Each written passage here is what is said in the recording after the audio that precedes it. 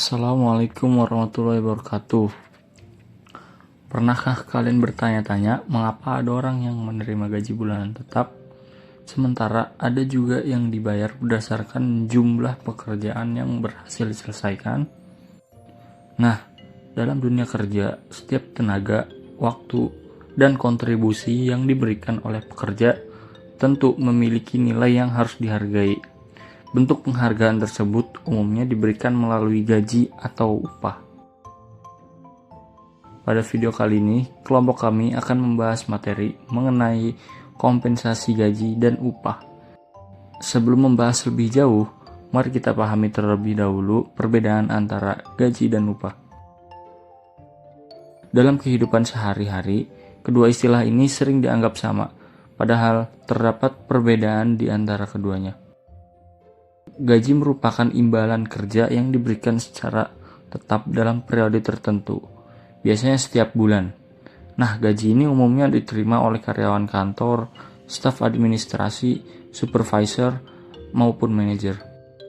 Sementara itu, upah lebih sering diberikan kepada pekerja yang pembayarannya didasarkan pada waktu kerja atau hasil pekerjaan tertentu, seperti pekerjaan harian dan tenaga lapangan. Meskipun demikian, dalam peraturan ketenagakerjaan Indonesia, istilah yang lebih banyak digunakan adalah upah.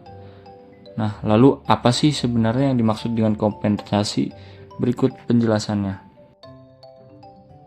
Kompensasi adalah segala bentuk balas jasa yang diterima karyawan sebagai imbalan atas kontribusi yang mereka berikan kepada organisasi atau perusahaan.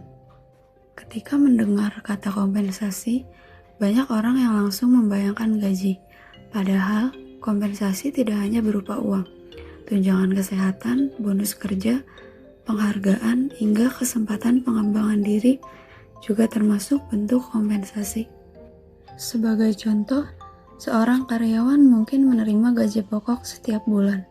Namun selain itu, ia juga memperoleh tunjangan transportasi, tunjangan kesehatan, bonus tahunan, dan fasilitas pelatihan. Seluruh manfaat tersebut merupakan bagian dari kompensasi yang diberikan perusahaan. Kompensasi juga perlu dievaluasi secara berkala.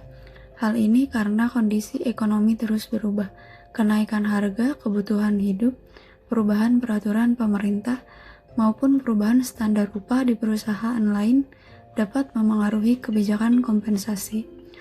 Oleh karena itu, perusahaan perlu memastikan bahwa kompensasi yang diberikan tetap relevan, kompetitif, dan mampu memenuhi kebutuhan karyawan. Setelah memahami pengertian kompensasi, selanjutnya kita akan membahas bagaimana kompensasi ditetapkan dalam sebuah organisasi. Selanjutnya ada penetapan kompensasi. Menetapkan kompensasi bukanlah pekerjaan yang sederhana. Perusahaan perlu mempertimbangkan berbagai faktor agar kompensasi yang diberikan dapat memenuhi kebutuhan karyawan, sekaligus tetap sesuai dengan kemampuan perusahaan. Tujuan utama penetapan kompensasi adalah menciptakan keseimbangan antara kepentingan pekerja dan organisasi. Dalam menentukan besarnya kompensasi, perusahaan biasanya memperhatikan kebutuhan hidup karyawan, tingkat biaya hidup di suatu daerah, tingkat pendidikan, keterampilan, pengalaman kerja, hingga kondisi pasar tenaga kerja. Sebagai contoh, seorang karyawan yang bekerja di kota besar dengan biaya hidup yang tinggi kemungkinan akan menerima kompensasi yang berbeda dibandingkan pekerja dengan posisi yang sama di daerah yang biaya hidupnya lebih rendah. Lalu perusahaan juga harus melakukan evaluasi secara berkala. Jika kompensasi yang diberikan sudah tidak sesuai dengan kondisi ekonomi atau standar industri, maka perlu dilakukan penyesuaian. Dan dengan penetapan kompensasi yang tepat, perusahaan dapat meningkatkan motivasi, kepuasan, dan produktivitas karyawan. Selanjutnya, kita akan membahas definisi upah dan berbagai jenis upah yang umum digunakan.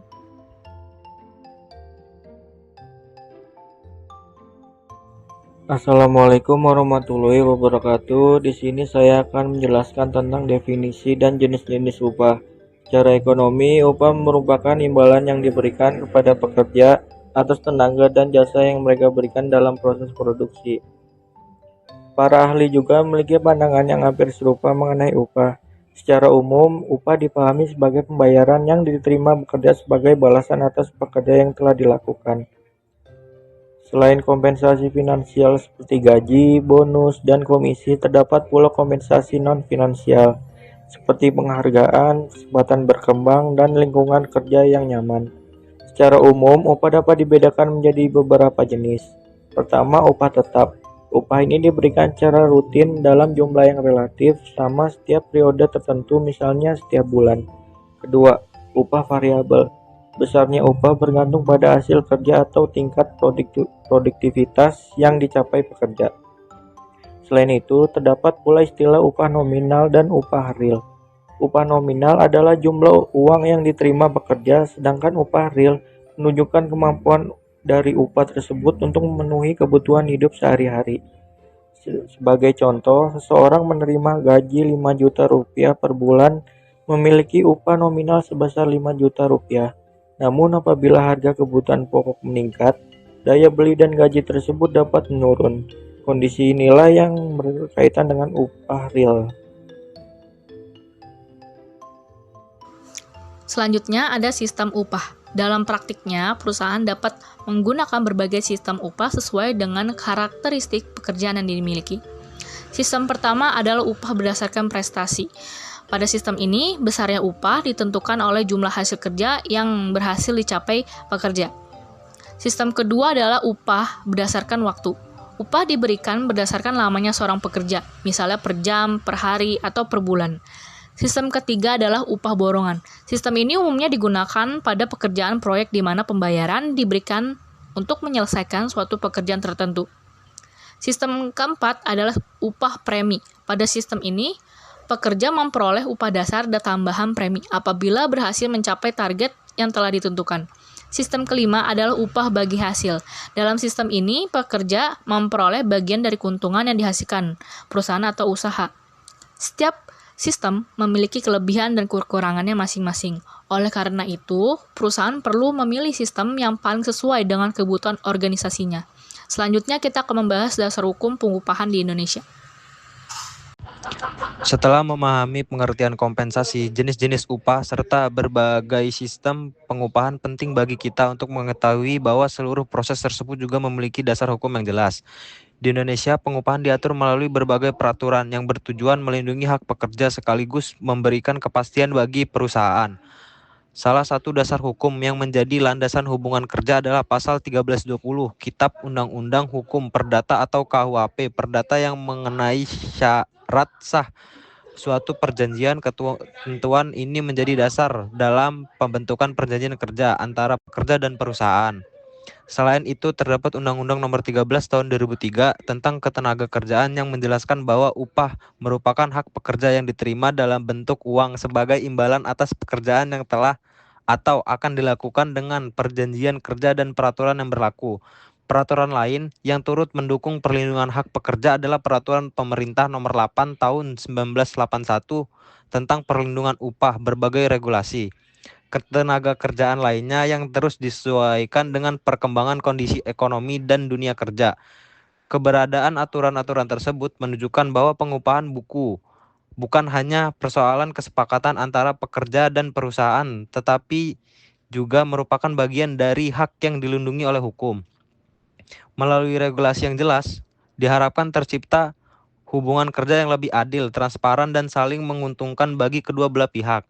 Sebagai penutup, dapat kita pahami bahwa kompensasi merupakan bagian penting dalam manajemen sumber daya manusia. Kompensasi tidak hanya berupa gaji atau upah, tetapi juga mencerminkan untuk penghargaan atas kontribusi yang diberikan oleh pekerja kepada organisasi.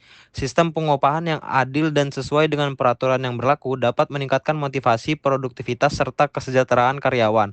Di sisi lain, perusahaan juga memperoleh manfaat melalui peningkatan kinerja dan tercapainya tujuan organisasi.